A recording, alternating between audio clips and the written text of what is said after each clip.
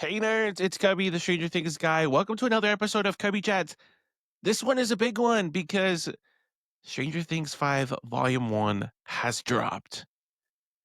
And I have to say, it was as thrilling and as exciting as the Duffers have teased. They said episode 1, it pretty much starts and it doesn't stop. And I think they were absolutely correct. I was sucked in so fast this time. There was no setup. It was story and action from the get go. And I loved that. Absolutely loved it. Now, this episode, I'm just going to tell you guys right now, spoilers will happen. So if you haven't finished it for some reason, spoilers will happen. But it has been a week, guys. So you've had time. Now, I'm also going to talk about not only season 5, but I think they're wasting two characters this season. And there's a running thread, I think, where some characters go to the forefront of the show and some characters somehow slip through the cracks. So, like season 3, a lot of people say that person was Lucas, kind of slipped through the cracks there. Season 4, without a doubt, it's Jonathan. Jonathan's character is just there. Didn't really do anything. Also, I know he's supposed to be like a pothead, so technically he shouldn't be doing anything, but that was kind of a dud for Jonathan. And I'm very excited to see Jonathan and Steve back together sharing screen time. Um, Screen time that they're actually interacting with each other. They have been next to each other, but there hasn't been any interaction. So it's funny kind of seeing them fight for Nancy's attention this time around. I love it. And also knowing that Joe and Charlie are good friends, I think it makes their on screen chemistry so much better. But I'm going to say for season 5, they are wasting Murray's character. Absolutely. I mean, Murray is eccentric and loud. And how do we go from last season him flame throwing demogorgons and, you know, karate kicking and all that stuff? How do we go from that to I'm gonna pop in for 3 minutes about every episode, bring you guys some stuff, and that's that. Like what? What are we doing? I hope in volume 2 and volume in the finale that he is more present, because that's a waste of a character.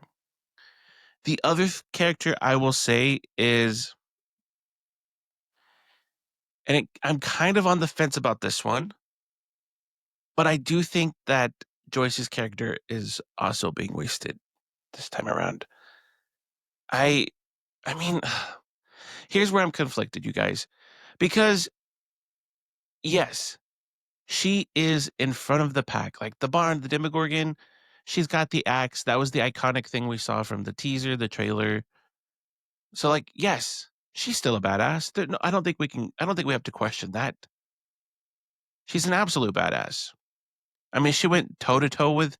Well, she didn't really go toe to toe, but she did go face to face with Vecna. I mean, that takes some courage. And as far as I know, I think that's the first time she's seen him. But she did stand up for her son. So I don't think we can question that she's a badass. But why is she just like a little more like ditzy? I mean, maybe I'm missing it. I don't know. But I mean, I'm trying to think back. I don't know. I mean, she flew a plane. She crashed a plane.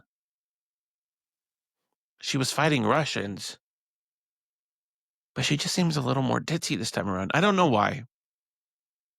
But that was the consensus between myself and my little Stranger Things group that I actively like interact with and text with.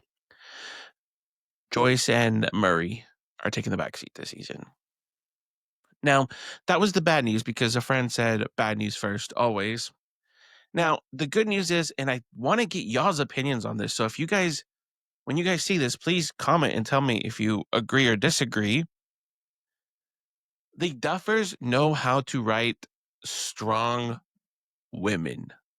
And now that I've actually had some time to reflect and think about it, I think women the women have always kind of led this series because season 1, I mean, season 1 and technically season 2, yes, the boys are the pinnacle of the story, the center, but I think Eleven and Joyce lead a lot of season 1 and a lot of season 2.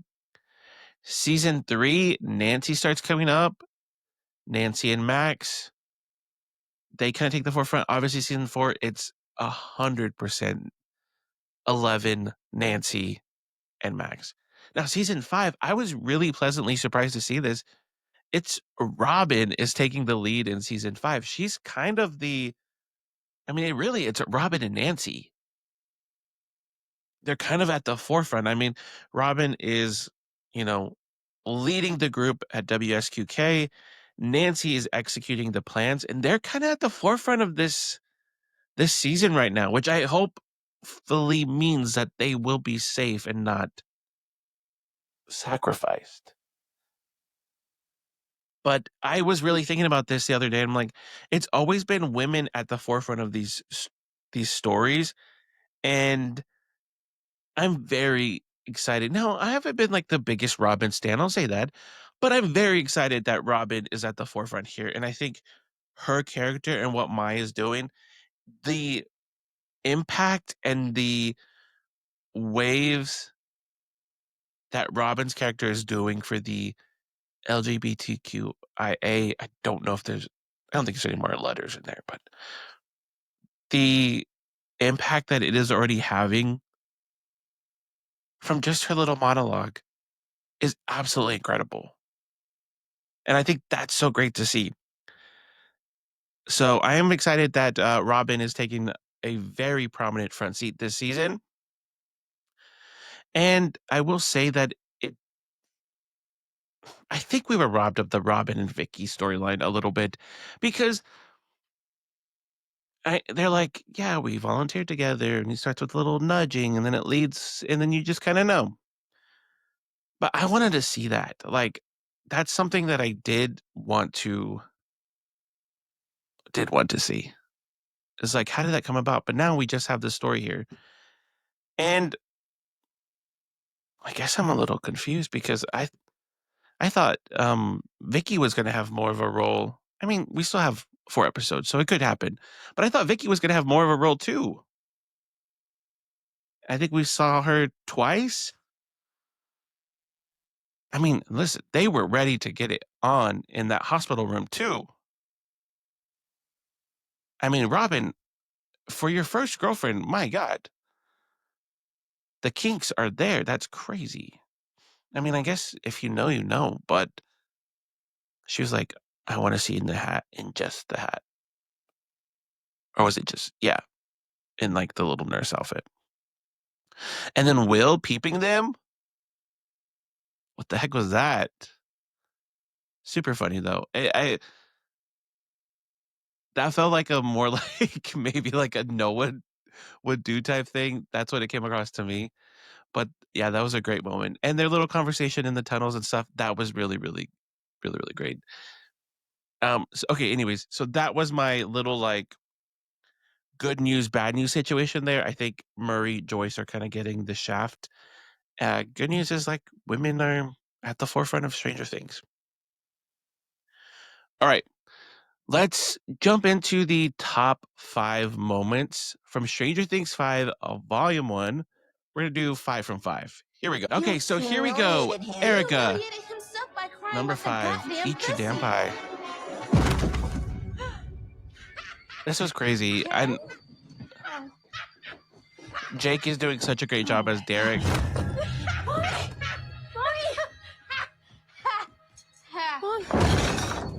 call 911! Erica! People have been waiting to see who is Tina. Wake up! Erica, I told you to call 911! And I told you to eat your damn pie. Okay, was this not shocking? This was absolutely shocking because it kind of yes, Erica is the hero, but she's also like the villain here because she's attacking this random family. And I just was so taken aback because I'm like, we're kidnapping an entire family. And not only that, they are home aloneing this house. Like they are Kevin McAllister during Christmas time right now, setting up these booby traps, man.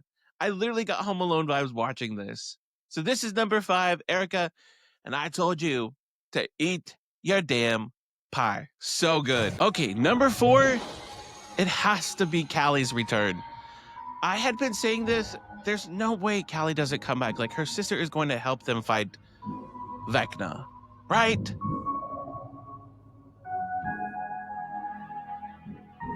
So this moment was absolutely incredible.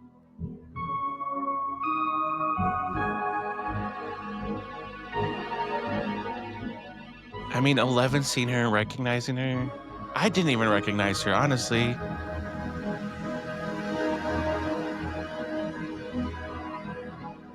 Now, one of the running theories right now is that they are using her powers and she's technically the wall. But I don't know because they're touching the wall. Alex Rowe's character pissed on the wall, so there's like physical things happening, so I don't think that theory is gonna work. But it was really great to see Callie again. Okay, number 3. This leads us right into number 3. Vecna appearing. You know, this is very Darth Vader-y, and they said that was the inspiration for it. Vecna looks scary. Those flames completely hardened him. And now, compared from last season, he is bulletproof. So Nancy's shoddy isn't gonna work this time, y'all. Now, let me just say this. I am Groot. I am Groot. He's looking a little bit like Groot. And him just using his arm and stretching it out like that, impaling, that is from Avengers Infinity War. We see Groot do that.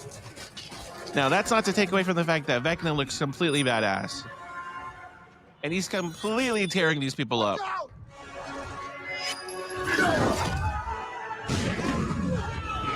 I mean, my God. Carnage. This is insane. Watching that man on fire, that's insane. Now I know why it was rated TVMA. And not only that, the Demogorgons, they are on steroids. And if the hive is fueled by Vecna's anger, and that's why these Demogorgons are way more rampant, Vecna is pissed. So number 3, Vecna's appearance. Okay, number 2, Karen Wheeler and the Demogorgon. This was the first time we got to see Karen really in action. And I think they've been hinting at this since season 3. Because Nancy says, this is where I get my strength from. I get it from you, Mom. Karen? Ted Wheeler, you lovable. Oh. Everything all right?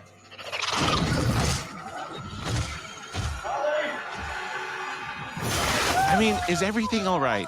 Come on, Ted. No, it's not all right. The house is a freaking disaster. Come on, dude. Holly!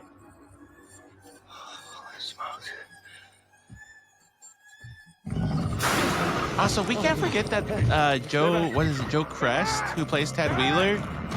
Oh my God, did y'all see him at the season 5 premiere? Complete glow up. That is a daddy for sure. Oh my gosh. Ted Wheeler, I was unfamiliar with your game, bro. My apologies. You are a handsome stud. And what's shocking about this too is that the Demogorgons are just making gates now. There is no, dimensions anymore, technically.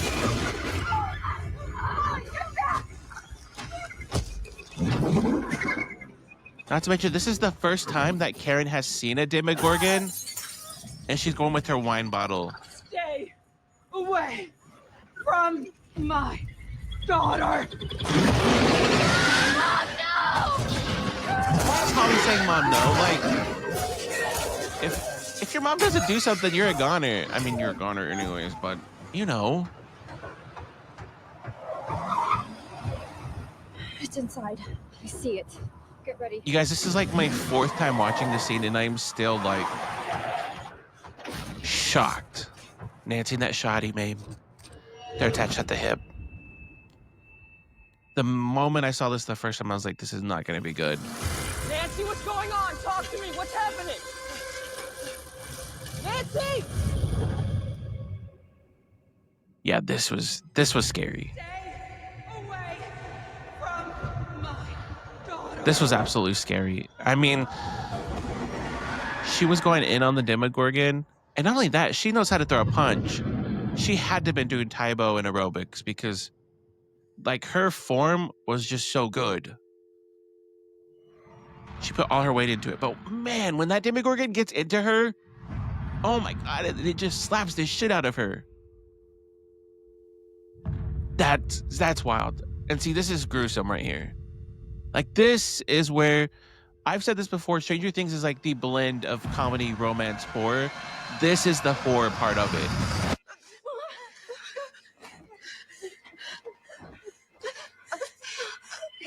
Don't try to talk, okay? Just stay calm, okay?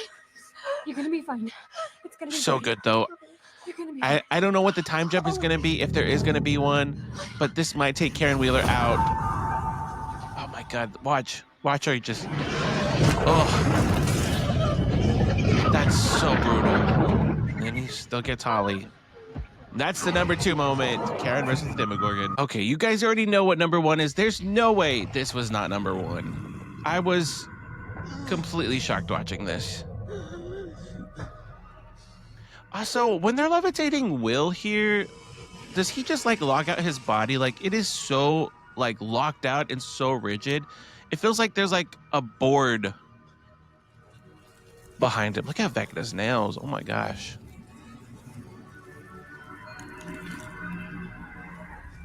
He needs a base coat. Can you see them? William, William, they're on a first name basis. the perfect vessels. And you, I'm sorry, the gates look like coochies. you were the first. I'm sorry. But the number 1 spot, And you Will broke getting powers. so easily. God, it says he broke so easily, and here I think, what a strong little man. What was possible But Vecna's saying he broke. I could achieve. Some minds, it turns out, simply do not belong in this world. What was this Jamie Campbell Bower's voice? I don't understand that. There's 2 things I don't understand. Jamie's voice as Vecna and Johnny Depp as Willy Wonka.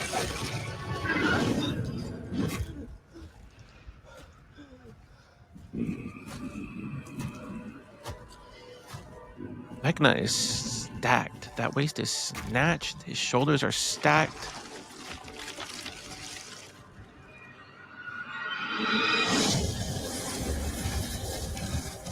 Honestly, I think he pissed Will off, and I think this is where it becomes activated. And I think Will being pissed and a combination of seeing his friends in trouble, it just activates. I mean, you think Will's gonna let something happen to Mike?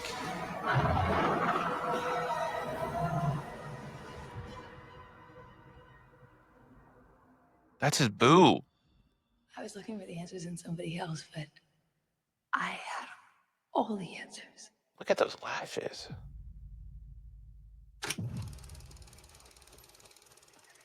Okay, they play this little like montage of Mike and Will meeting each other on the playground. You know, do you want to be best friends? Want to be friends? This reminds me of Glee. This is a little morbid, but Glee when they show his Kurt at his mom's funeral. Stop being so goddamn. And then I need to be like, I want to hold your hand. That's what needs to be playing over here. That's what this reminds me of. Scared of who I really What that was. montage reminds me of. But you know what? Why we get set up for the powers? This is the monologue I was talking about from Robin. This is what is sending waves through the LGBTQIA community. This monologue right here.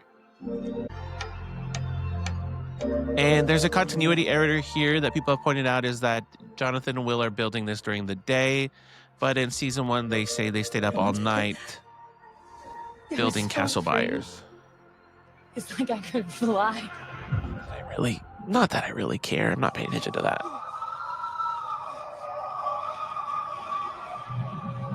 This is insane. This is so good. But Mike, why don't you move out of the way just in case?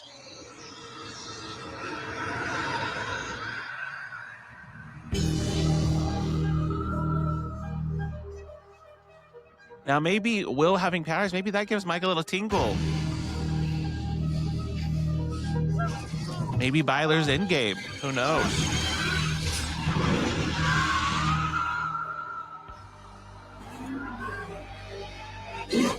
I can't wait. I cannot wait for Volume 2 when they find out that Will has powers. Like, everybody's going to find out.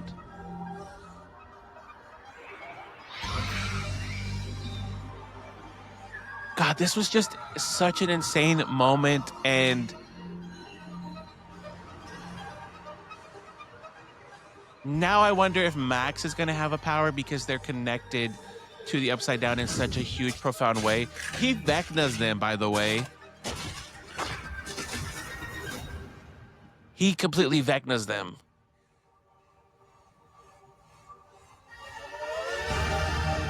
This is Joyce's realization. She has no choice but to send Will in now.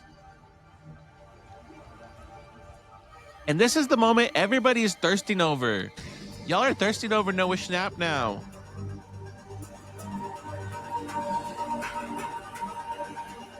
Y'all like him a little sweaty and a little bloody.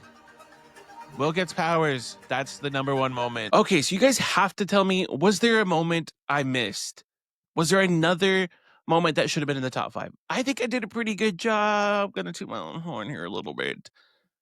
But that was, Volume 1. So good. I hope Murray and Joyce get a huge step up. Like I said, Joyce has no choice but to send Will in right now. He's got the powers. He has to go in. So I'm very excited to see the party realize he has powers. And I wonder if Will can just automatically tap into it. Obviously, that was a very dire situation. So can he pull from that? And what is it going to look like now? Because it's going to be, I'm assuming Callie's going to be rescued. It's going to be Callie, 11, Will, possibly Max. She's in these memories, so maybe she's connected in a way too. So yeah, it's going to take all 4 of them, plus now that the military has seen what Vecna can do, are they going to flip sides now? And the military is going to start helping them in the second half? I mean, that would make sense. So is it going to be military, the 4, Will, Callie, 11, Max helping them? I mean, that's even assuming if Max comes back. We don't even know what that storyline is with Holly. And also, let me just say this too. Speaking of Holly, Nell Fisher, absolutely fantastic. If Vecna invites me to his mansion, rent-free, I have a giant room to myself, a fully furnished house. You're going to give me dessert, pop music, and outfits? I'm yours. I'm not going to even question it. I'm yours. Change the dessert to Chili's, though. I like a triple dipper. Southwestern egg rolls, honey chipotle chicken crispers, and then, just a good fry or just a good buffalo wing. That's a good triple dipper right there. So if he gives me that, I'm yours. I'm yours, Henry Grill. And there's so much more to talk about, but I think that was the big points I really wanted to cover. It was really great to see finally the first Shadow connection to Henry with the cave, because in First Shadow, they say, I think he's 8. He's either 6 or 8. Henry Creel goes out on his birthday and is missing. But then he realizes the cave, and that's where he gets his powers, and that's why he's kind of like, I'm not going near that again. That's like his trauma place. Which it was a little weird to see a cave become so traumatic for Henry Creel. Because you have the powers now, and you're doing completely evil, hideous things with your powers. You know? But maybe I'm so conflicted. Maybe it's like one of the things where like the Hive and the Dimension X and all those things, maybe it like fuels your rage more so. And maybe there's still a part of Henry that's good. And maybe that's why he doesn't like the cave. Because it was trauma, and it kind of flipped him from being a good, normal person to this monster. And maybe he still senses the good in there. And maybe that's the trauma from it. Because I just feel like if you have all these powers and you're doing all these hideous things already, like the cave wouldn't be where you're scared of. But anyways, I was glad to see that foreshadow. All right. To all the Cub subscribers out there, I need you to do me a favor. I need you to, like, if you're watching on YouTube, like, hit the hype button for me. Comment, share. If you're listening Apple Podcasts, Spotify, wherever you listen to your podcasts, please hit the download button for me. Leave a comment. Share it with a friend. Okay? We've got bigger things coming, more guests coming. We're working out so many things here. You guys, please, thank you so much for supporting the podcast. I appreciate it so much. We're going to have more Stranger Things. I might do an episode breakdown and just drop a bunch of episodes. I'm going to be honest with you guys because it's so good right now. We have so many things coming. I'm so excited. You guys, thank you so much for hanging out with me. Please let me know your big top 5 from Stranger Things 5 of Volume 1. And for right now, that's all I got.